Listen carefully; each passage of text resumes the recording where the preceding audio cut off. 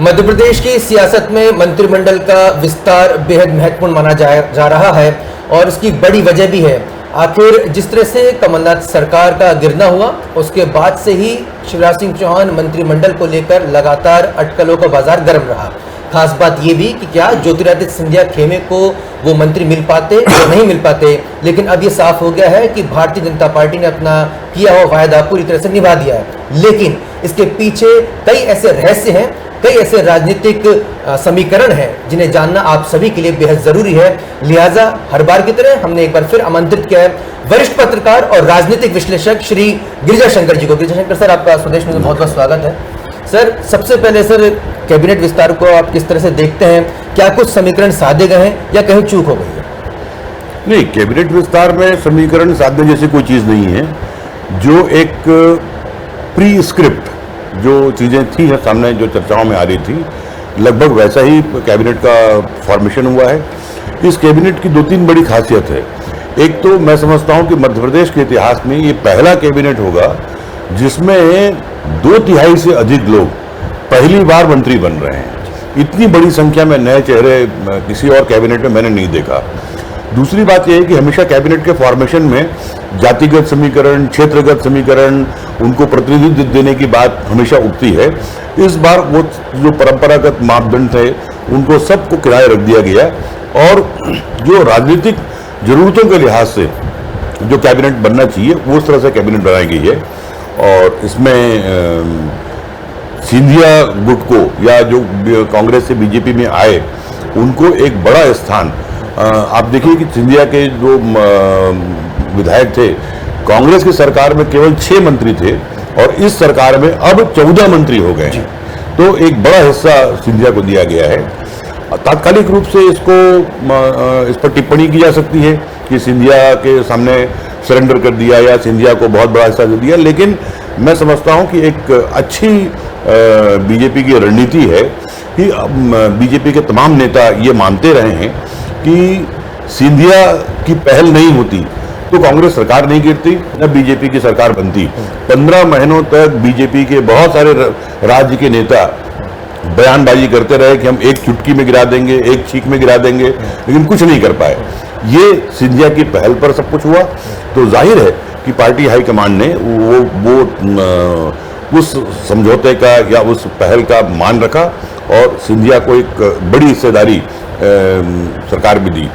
इसका long term impact होगा। राजस्थान है, महाराष्ट्र है, छत्तीसगढ़ है, दूसरे और राज्यों में जो गैर कांग्रेसी दलों में जो विधायक हैं उनको ये आश्वासन जाएगा कि यदि हम बीजेपी के साथ जाते हैं तो हमको सम्मान और सत्ता में हिस्सेदारी जो है वो बराबर मिलेगी। तो इसका लॉन्ग टर्म फायदा बीजेपी को मिलेगा। बड़ी बात कही सर आपने कि लॉन्ग टर्म फायदा बीजेपी को मिलेगा, इम्पैक्ट जाएगा। फिर सर, अगर पूरे मंत्रिमंडल के चेहरों की बात करें, क्या कोई नाम आपको ऐसा लगा थोड़ा चौंकाने वाला लगा या आपको लगा नहीं इसकी परफेक्शन था? चौंकाने वाले नाम जो नहीं आए वो हो सकते हैं कि राजेंद्र शुक्ला हैं या गौरीशंकर बिसेन हैं या संजय पाठक हैं, पारस जैन हैं, ऐसे जो लोग हैं वो नहीं आए।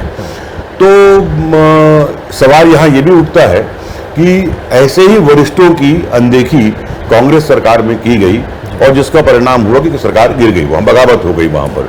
लेकिन वहाँ और यहाँ जो वरिष्ठों की अनदेखी कह लो या कैबिनेट में नहीं लेने की बात कह लो, फर्क ये है कि यहाँ जिन लोगों को नहीं लिया गया है वो 13-15 साल तक सत्ता सुख भोग चुके हैं।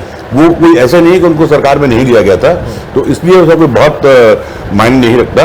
ये बात तो जब कैबिनेट बनाने की बात हुई तब से ये दबी जबान से ये बात उठ रही थी कि पार्टी चाहती है कि जो 13-15 साल से जो लोग लगातार मंत्री रहे हैं उनमें से अब कुछ को आराम दिया जाए, उनको कहीं और कोई काम दिया जाए। और ये मैं समझता हूँ होना भी चाहिए, ये जरूरी है। ये और बात है कि उन कुछ लोगों को जो आराम देना है या कैबिनेट से बाहर रखना है उसमें नाम कौन से हों, तो उसके लिए भी पार्टी में जो बातें चल रही थी उसमें ये बात भी बहुत खुल के सामने आई थी कि जो 15 महीनों में जिन लोगों ने जो 15 साल मंत्री रहे, 15 महीनों में जब सरकार नहीं थी बीजेपी की, तब उनकी भूमिका क्या थी, वो कितने सक्रिय थे पार्टी के पक्ष में, एक वो भी मापदंड रखा गया। तो इसलिए मैं नहीं समझता कि इसमें कोई बहुत चौंकाने वाली कोई बात है। जी।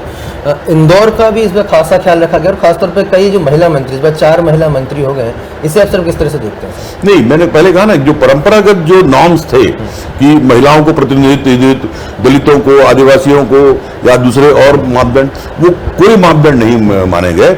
आज देखिए तो सागर जिले से 3 कैबिनेट मंत्री हैं।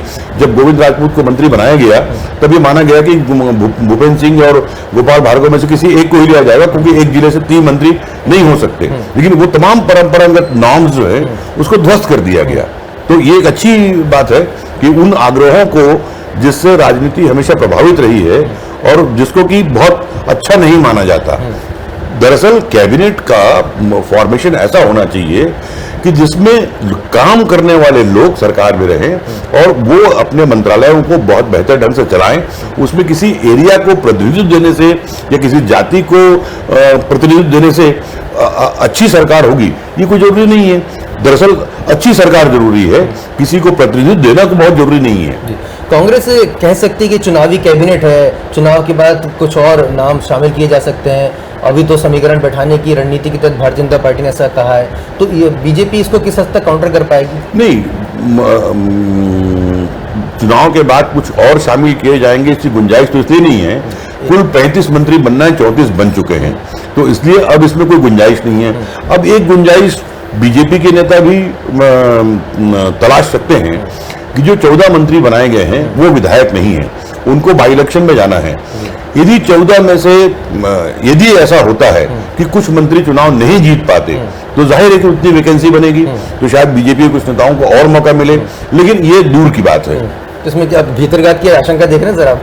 भीतरघात की आशंका तो चुनाव में बहुत स्वाभाविक है।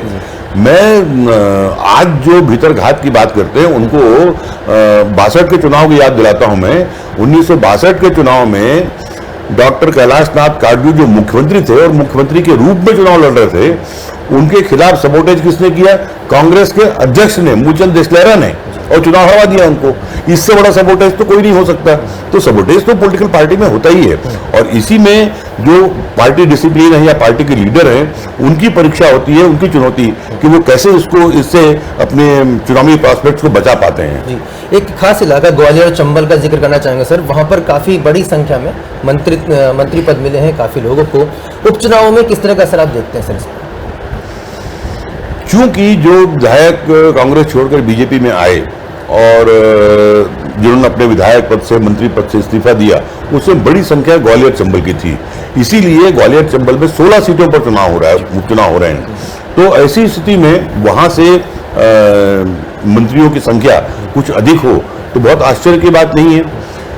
ये जरूर है कि ये बाई इलेक्शन कैबिनेट फॉर्मेशन के बाद बीजेपी के लिए बहुत बड़ी चुनौती होगी कि किस तरह से इसमें से अधिक सीट वो जीत सके। चंबल एरिया का जहां तक बात है या दूसरे और इलाकों में जहां जो 22 जो लोग आए हैं, सिंधिया ने एक राजनीतिक करिश्मा किया कि एक बड़ी संख्या में विधायकों से बगावत कराकर कांग्रेस से बीजेपी में शामिल हो गए।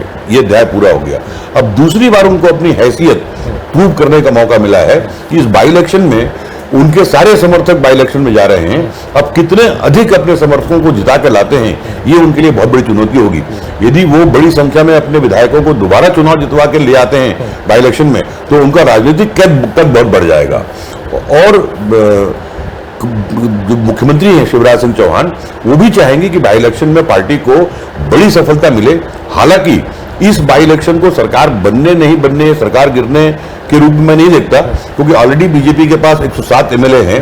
यदि वो 9 सीट भी जीत जाते हैं तो उनकी सरकार कायम रहती है, और 24 में से 9 सीट जीतना बीजेपी के लिए बहुत मुश्किल नहीं है। तो सरकार गिरने नहीं गिरने के रूप में ये भले ही बहुत महत्वपूर्ण हो, लेकिन राजनेताओं के जो राजनीतिक हैसियत है उसके लिहाज से बहुत इंपॉर्टेंट होगा कि सिंधिया और शिवराज मिलकर अपनी पार्टी के पक्ष में अधिक से अधिक एमएलए जिता के लाएं। सर, चर्चाओं में ये भी है कि मुख्यमंत्री शिवराज सिंह चौहान के सामने चुनौती ये है कि वो जो लोग जो सिंधिया को अपना सब कुछ मानते हैं, और कांग्रेस में हमने कल्चर भी देखा है, जो पैर छूने का भी कल्चर काफ़ी देखा है, वही लोग अब उनके मंत्रिमंडल में शामिल हो चुके हैं। पहली बैठक में उन्होंने साफ तौर पे कहा कि न मैं खुद सोऊंगा ना सोने दूंगा, आपका एक एक पल जनता के लिए होना चाहिए। इसे पूरे घटनाक्रम कैसे देखते हैं और शिवराज सिंह चौहान जी के लिए कितनी बड़ी चुनौती है? नहीं, जहाँ तक कल्चर की बात आपने की, तो कल्चर और चरित्र कांग्रेस और बीजेपी का कोई अलग अलग है, ये आप भूल जाइए। क्लास कैरेक्टर हर पार्टी का एक है, वो वर्ग चरित्र में कहीं अंतर नहीं है। इसीलिए कांग्रेस में रहे या बीजेपी में रहे तो उसमें कोई बड़ा अंतर आ जाएगा, कोई आइडियोलॉजी की बात होती है, ये कोई ये सब चीजें फालतू हैं। अब तो ये है कि जो सुविधा की राजनीति है। शिवराज सिंह चौहान का बतौर मुख्यमंत्री चैलेंज, जैसा उन्होंने कल कैबिनेट फॉर्मेशन के पहले कहा कि विष शिव पीते हैं, तो विष तो शिव को पीना ही पड़ता है। जो भी मुख्यमंत्री होगा उसको तो विष पीना पड़ेगा, और विष पीने का मतलब ये नहीं है कि कोई वो बहुत उनकी तकलीफ हो रही है उनको, या उनको कष्ट हो रहा है। ये तो जो है चुनौतियां मुख्यमंत्री के सामने हमेशा बनी रहती है। सरकार चलाने की चुनौतियां, अपने विधायकों को जो सरकार में शामिल नहीं हो पाए हैं उनको प्रसन्न रखने की चुनौतियां, प्रदेश का विकास की चुनौतियां, तमाम चुनौतियां होती हैं। और अब जो बड़ी चुनौती जो भी इस विधानसभाओं में बाई इलेक्शन है, जो कुछ नेता बड़े छूट गए हैं कैबिनेट में आने से, उनको कैसे किसी तरह के उनके मन में संतोष न हो, इसको देखना, ये तमाम चुनौतियां तो हैं। जो विष पीने की बात शिवराज कह रहे हैं, यही विष कमलनाथ को पीना था। यदि कमलनाथ वो विष पी लिए होते तो मैं समझता हूं कि सरकार उनकी नहीं गिरती। सर, निगम मंडल का आपने जिक्र किया है, कितनी संभावना देखते हैं कि आने वाले कितने दिनों में निगम मंडलों में नियुक्ति हो जाएगी? क्योंकि कहीं निगम मंडलों की कोई जिक्र नहीं किया मैंने।